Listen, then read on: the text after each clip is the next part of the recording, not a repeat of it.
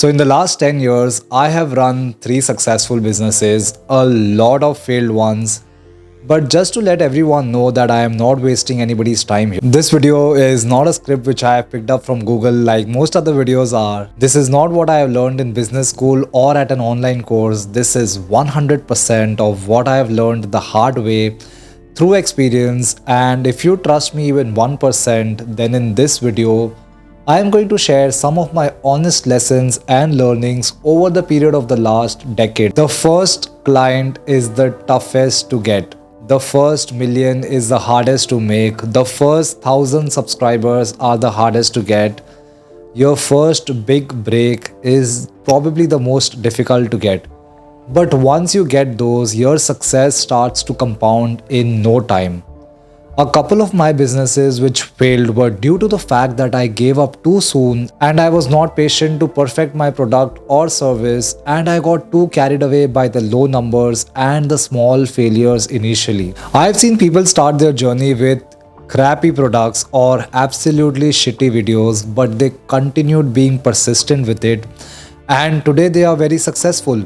The next important learning in my life has been customer service should be your top priority. One wrong reputation can cost you more than you think. In today's age, it is so easy to spread a negative word about your brand or business. People go to social media to see your brand, and especially if you're new to the market, word of mouth, review on social media will be by far the most contributing factor for your success. Initially, you need to make sure that you have zero, I repeat, zero unsatisfied customers. It is even better to make losses to keep that customer or prevent him or her from leaving a negative comment. It is better to offer a refund or a complete replacement even if the customer is at fault, because your first few reviews are crucial to build your reputation. When I took my first freelancing project, I offered to work for 3 months for a 2-week project just because the client kept on asking for changes. And since it was one of my first few projects, I could not deny it. I could have denied it, but I think the client would have probably left me a negative rating. I know he took advantage of me, but I feel it was the right thing to do that time. I have gone over and above, delivering more than 200% of the requirements just to keep my clients happy. And ultimately, when I look back, those clients left me great reviews, and in fact, some of them even worked with me continuously for few of their more projects. So you see that good reviews and reputation will get you far more work than anything else on this planet.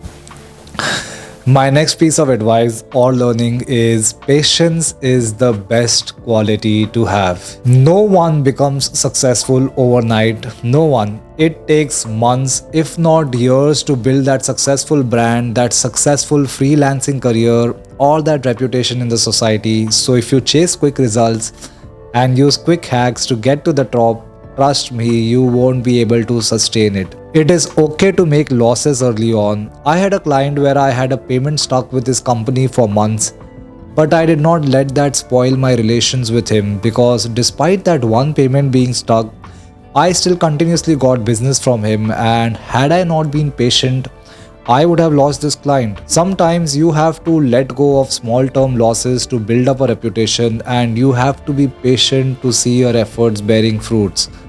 Don't rush into results. My next advice is the biggest skill you need is of a salesman. Whether you are selling your skills as a freelancer or a product or service that you want to sell as a business, it is of utmost importance that you know how to pitch that product or service to your prospective clients and make them understand why they need this product, and more importantly, why you are the best person to provide it to them. You can have an amazing product or just be top notch in the service that you're providing, but if you're not able to communicate that to the prospective buyer, then I feel all your talent and efforts are going to go waste. If you're not really good at sales, you need to hire or work with someone who can get the word out and you need to do it efficiently without spending a lot of money initially at least. The next piece of advice, which is a very crucial learning of my life and which I want to share with everyone, is raise your standards soon. Ask for the price your work deserves or your service deserves, and if you are continuously bettering your product and service, you need to continuously keep increasing the cost too. You need to learn that everything, yes, everything gets more expensive every year. And if you keep charging the same amount, you will be lagging behind. When you don't charge the right amount or industry standard amount for your product or service, people will tend to think that your product is not as good or not as superior as other products. And that's the reason why you're charging them a lesser amount. Price is directly proportional to the quality in the minds of consumers. When I was freelancing, I made the mistake of charging way less than the industry standard just to win projects, and my clients kind of got used to it, and when I asked them for a higher price, they were too hesitant to pay it, so I had to let them go. Everything comes for a price, and your work deserves the premium if you are able to provide that kind of service. And don't make your clients get used to the cheaper prices that you are offering them initially. The next piece of advice is do not show desperation. Even if you really need that project, desperation is the biggest red flag, be it in a relationship or business for that matter. When the other person gets a hint that you will do anything to win this project or you will do anything to keep this relationship, they start taking undue advantage of it, and they are for sure going to take you on a ride. It took me 1 good month to get my first client, and sometimes I was without work for weeks. I know it gets difficult, but if I would have got desperate, I would have lost my reputation and would have never been able to win big projects. Also, one thing I have learned is that if you settle for anything less than what you want, then it becomes a habit, and you'll always start doing smaller projects, and then once it becomes a habit, you will not be motivated to do the big ones, and then you won't probably be as successful as you wanted to be. Which brings me to the next learning of my life is that everyone starts from zero. Unless you have a family business that you are taking over, if that's the case, this video is probably not for you because there are different sets of challenges in family business. The biggest mistake I made in my own business, and for which I would blame Instagram and social media a lot, is because we live in an age where everyone wants quick success and quick fame, and if we don't get validated soon enough, we give up. Even when I graduated from college, I straight away started applying to manager level jobs without having the necessary experience. You need to start as an intern, learn the basics first, get some experience, and then jump onto bigger responsibilities. If you're starting a business, you cannot straight away be the CEO or get those big projects. You need to start wearing multiple hats, meaning you need to do all kinds of work. And whatever your business demands, you have to always be willing to do it and always stay on the ground as much as you can. It is every day's progress, every day small efforts that will give you the success in the long run. And nothing comes quick and nothing comes easy. This brings me to my next point, which is nothing kills your purpose more than distractions. This goes without saying. If you are on Instagram watching other people's life, watching videos, or wasting too much time in the gym, how are you going to find the time to build and sustain a business? They say that your startup is like your baby. You need to feed it, nourish it, and give more than your 100% to it. So if you're wasting those hours scrolling feed on Instagram, following supermodels who add no value to your life, you waste time discussing problems of your friends on the phone, you spend too much time in the gym, you are addicted to that web series, you are chilling every other day, this video is not for you, and starting a business is probably not for you. If you're doing a job, there will always be pressure from your boss, but when you are doing a business, nobody is going to come to you to ask you to shut your distractions and focus on what's needed. Trust me, nobody is going to come. You have to handle your own self and take ownership and responsibility for all your actions. The next piece of advice which I probably overlooked and which I want to share is that it is important to build the right team. As much as you will be required to wear multiple hats, you just can't keep doing everything. And if you end up doing everything yourself, you will stop growing and you will stop becoming productive. To give you a basic example, when I started making videos. I was doing everything from making the thumbnails to editing to shooting to doing everything by myself. And I realized that it was not a good idea. You need to hire the right people who are expert in their respective fields. You need to delegate the work and responsibility, outsource the work if needed. Big and successful businesses are built with the help of right teams and efficiently delegating the responsibilities to everyone. You cannot be an expert at everything that you do, so you need to get the right people. This advice that I'm going to share is by far the biggest regret of my life and the biggest learning, I would say, and something that which I cannot go back and correct it. So hear me out. The next advice is start as soon as you can. I had a lot of free time in my college and I wasted that time sitting in the canteen or chilling with friends. There is probably nothing wrong in doing that, as your college days will never come back, but we tend to do it beyond a point and it becomes a habit. I know people who do an internship while in college and I really respect them because right from an early age they are seeing how a business is run and how companies work. You can join the best business school in the world, but the best learnings come from experience, and it is my suggestion that you start as soon as you can. It is not necessary that you have to start a business right away. You can do an internship while in college, or you can start writing a blog or start a side hustle or sell your products on pop stores or flea markets. If you cannot do it, just join your friends who do it, because you will learn a lot more and you'll always be one step ahead of your competition right from an early age. You can even start to make videos. You never know, something can turn really big in no time. I started freelancing when I was 18 years old and I paid my college fees by myself. I bought all the gadgets I needed that time without asking money from my parents, and it was the most fulfilling experience of my life at that time. Being independent is one of the best feelings in the world. So if you have a business idea, start as soon as you can. Which brings me to my next advice: lift your friends, support their small businesses. Instead of buying online, buy from them. Try their products or review their websites. I had no one to guide me when I was starting out, but now if anyone shares a link of their video or a product they are selling, I make it a point, I try it and give them my 100% honest review as an end user. I had a friend who used to read and comment on every single blog post that I used to write, and these small gestures just made my day, and it just makes the world a so much better place to live in. By sharing knowledge, you only end up getting more knowledge, and when you help each other,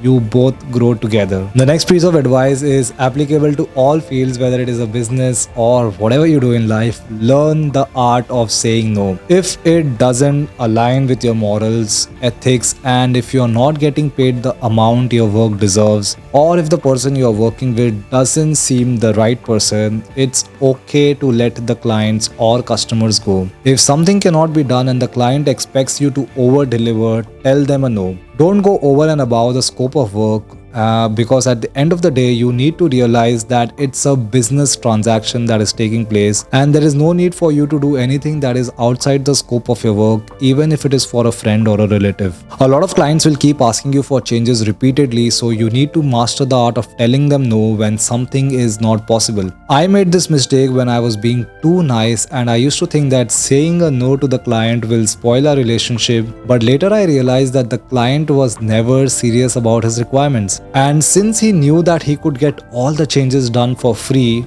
he never really bothered putting down his correct requirements, as he was always under the impression that I will make the changes for free. And for me, sometimes the changes were so huge that it cost me days of rework, wherein not only my time was wasted, but I was also not able to take up other work. So always make sure you are strict and professional with your clients. Your network is your net worth. This is a very common saying on the internet, but it is very true. Don't forget that you're here to do business, but businesses only expand when you network and build relationships. Go on seminars or talk shows or whatever events that are related to your business. Don't miss any opportunity to connect with like-minded individuals. Word of mouth is still a very powerful marketing tool, and you can really expand your business by meeting people and marketing about your business.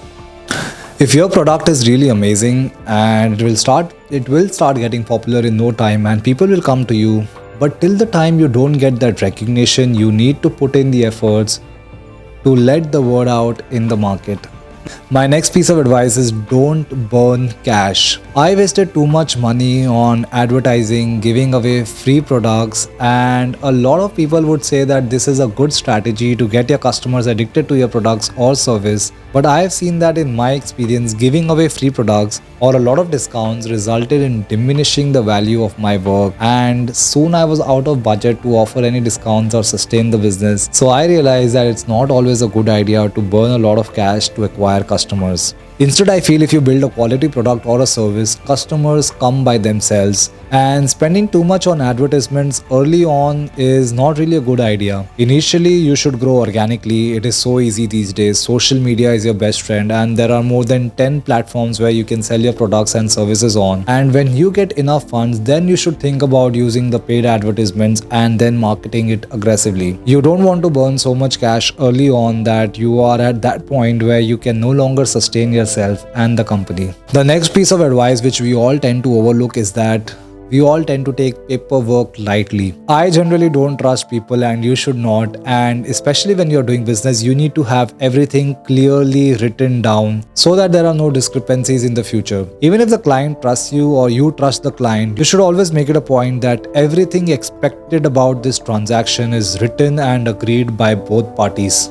Disputes are going to happen, there is no way to avoid it, and it is better to safeguard yourself by having the entire scope of work written down. I have had so many instances where I have had disputes relating to work performed, and I had to even take the matter to court, and the only way you can prove it in court is by documentation. And if I hadn't documented everything, I would have not only fallen prey to those cunning clients but also lost a lot of money and time. If you're not good at paperwork, hire a qualified lawyer or a company secretary or an accountant who can handle all of this for you. Trust me, I have seen all kinds of courts in my life, and I have always also been involved in arbitration cases, so I know what it feels like. But this should be a last resort because litigation takes away a lot of time and it will drain the energy out of you. So it is better to have good documentation to avoid having the need to go to any sort of litigation. My next piece of advice is don't be afraid to behave like the boss. If you're too lenient, people will take you for a ride. You have to behave like a boss if the position demands it, even if you're handling people who are much elder to you.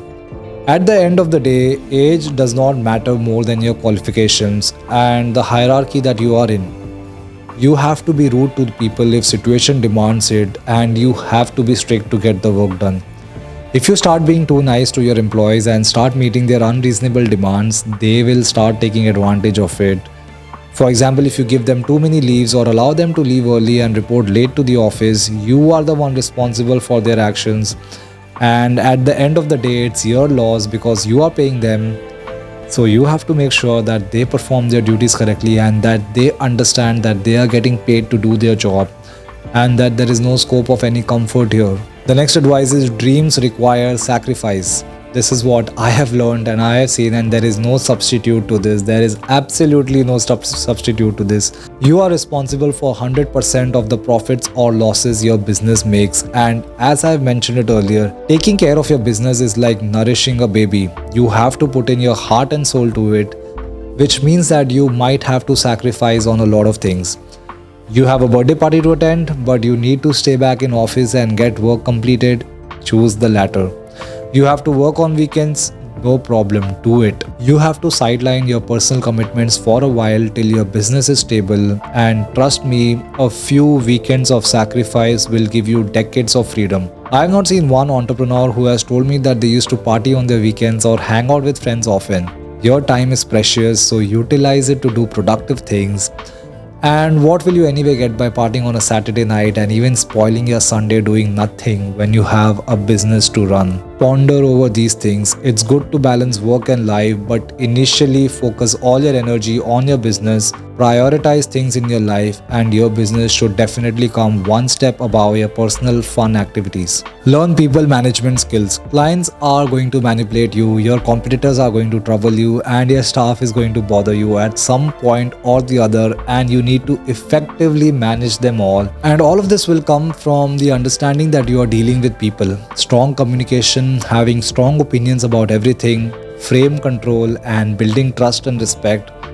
are some of the ways to portray yourself as high value and prevent people from manipulating you. Technology is your best friend. We live in the age of data and technology, and it will be a big mistake if you do not make use of technology to take your business to the next level. Whether it is automating a lot of manual processes or spreading the word about your business on social media, technology can give you so much power and comfort at the press of a few buttons. Gone are the days where companies used to have accounts guy, a logistics guy, a product guy. Now everyone is a tech guy first, because every process and every aspect of your business is dependent on technology in some or the other way, and it is a must that you keep yourself up to date with all the latest enhancements in the digital world. The next thing that I have learned is that you cannot please everyone. I have seen so many YouTubers who started with crappy content, but they were consistent with it, and now they are very successful because they were not insecure about themselves or the videos that they were making.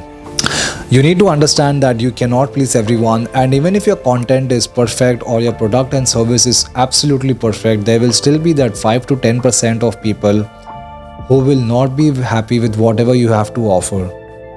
So don't spend that all the energy trying to convince that 5 to 10%. It is okay if they don't like it, and you have to move on. My next advice is take risk, but calculate that risk first. Running a business is a continuous risk till the time you don't settle and you don't have continuous work coming in. There will always be that fear of not getting work or not being able to sell the products, but never give up too soon. All good things take time, and some risks are worth taking. Continuously work on your shortcomings, experiment new ideas, and listen to your end users. And I am sure things will fall in place and you will start getting a hang of things. The last piece of advice that I want to give here is that perfection is the enemy of progress. One of the biggest mistakes I made in my YouTube business, and also when I started writing my blogs, I was always after perfection, and I never made my videos public, and I kept rewriting my blog posts, making them better every now and then, and in the process I was never ready to put out content. And I have seen a lot of people get busy mastering their product or service, and they lose out on success or the opportunities that they have in front of them right now. So start with whatever resources you have, start with whatever skills you have, and over time keep bettering yourself, and I am sure things will fall in place. So that is it guys for this video. I think this has been a very long video, but I genuinely wanted to share whatever I have learned. I have tried to compile it into these points. Running a business is no rocket science, but it is actually one of the hardest things to do, and it requires a lot of patience, hard work, and consistency. With efforts and time, you will surely taste the sweetness of success, but till it comes, stay grounded and continuously keep working towards your dreams. I hope you found some value out of this video, and I am sure you did. If you have any queries, please feel free to leave your thoughts in the comments below. And as always, until the next one, this is Mr. Marta signing off.